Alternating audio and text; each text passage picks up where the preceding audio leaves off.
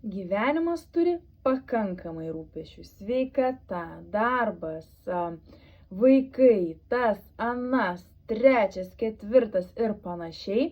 Argi nebūtų bent jau smagu prie to rūpesčio nepridėti dar ir pinigus?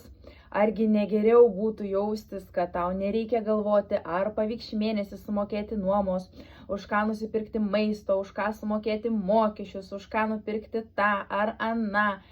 Tai yra ta finansinė ramybė, kai tu žinai, kad tu pakankamai visą tam uždirbsi pinigų ir dėl to gali jaustis ramiai.